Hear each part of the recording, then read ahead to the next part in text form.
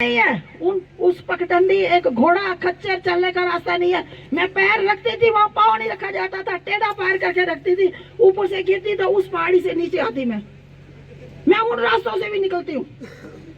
वहां गई, बिजली वहां नहीं है, खंबे लगे नहीं, तारे लगे नहीं, बिजली कहाँ से आएगी।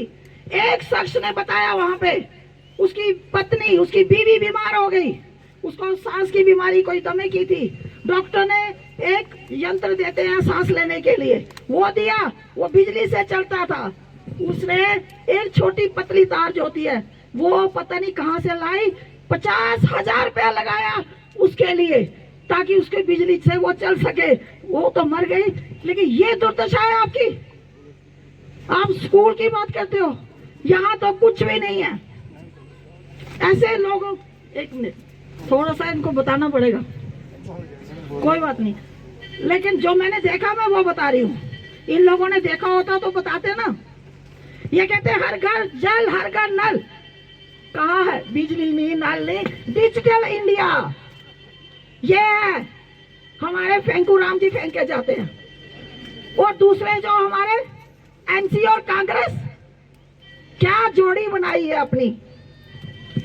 ये जोड़ियां देखो आपके खिलाफ, आपको लूटने के लिए बन रही हैं। और कुछ हमारे लोग, हमारे नौजवान भाई, मैं नाम तो नहीं ले रही लेकिन समझ आएंगे, वो भी मेरे अपने हैं, मेरे अजीज हैं, लेकिन वहाँ किसके कहने पे, किसकी हिदायत पे फील्ड में आए हैं, सिर्फ बंटवारा करने के लिए। मेरी बात लकड़हाले वाली याद रखना, जो लकड़ियों के गट्ठे वाली बताई मैंने, मत बढ़िए अपने इसमें।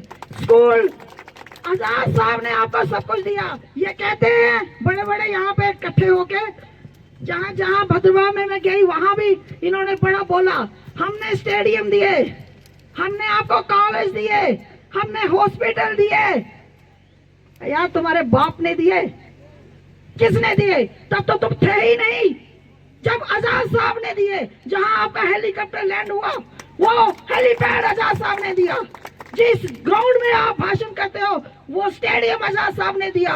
जम्मू में एम्स हॉस्पिटल सांबा में बना है, किसने दिया? ये सवाल वहां पूछा करो। सिर्फ सुन के दाल भात खाया, ताड़ियां बजाई और आ गए, फिर बोला जी हमें मिला कुछ नहीं। हमें मिला है ना, क्यों नहीं मिला?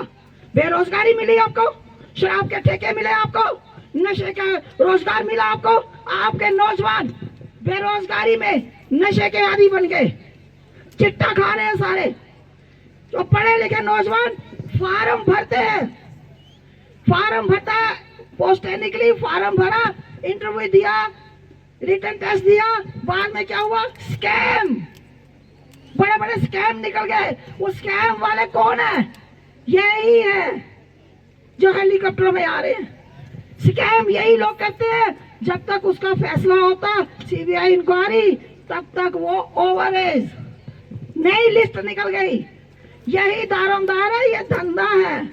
एक नारा आजाद साहब, आजाद साहब। तो ये सारा इतना चलेगा।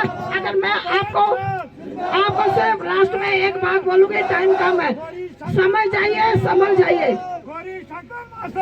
समझ जाओ, समझ के सोच के। मेरे भाई कुछ मुझे यहाँ मिले थे, मैं सबसे मिली थी, मेरे बुजुर्ग यहाँ पे आए भी हैं, मैं उनका बहुत शुक्रिया अदा करती हूँ। आने वाली नस्लों को बचाना है, हमारा आपका हो गया जो कुछ होना है, लेकिन जो आने वाली जनरेशन, आने वाली नस्लों को अगर बचाना है तो सोच समझ के, जो बटन है वो बाल्टी का 4 नंबर ऊपर से आएगा, अगर दबा दोगे तो ये जो सारी दुख तकलीफें हैं, ये दरिद्रता, ये बेरोजगारी, ये स्कूलों के मसले, टीचर नहीं आना, बिल्डिंग बननी, ये हम लोग वादा करते हैं। ये गौरी शंकर जी आपकी उम्मीदों पे खड़े उतरेंगे, इनके साथ आजाद साहब खड़े हैं, हम सब खड़े हैं आपके साथ। मैं इतना ही बोलूंगी। अब जोर से मैं चाहती हूँ खुद नारा लगाइए, लेकिन इन पहाड़ों में गूंजना चाहिए। अगर ये आवाज आई तो मैं सोचूंगी वाकई कि आप गौरी शंकर जी के साथ हैं, बाल्टी के साथ हैं। आजाद साहब, आजाद साहब, आजाद साहब, जनाब गौरी शंकर जी। धन्यवाद, शुक्रिया।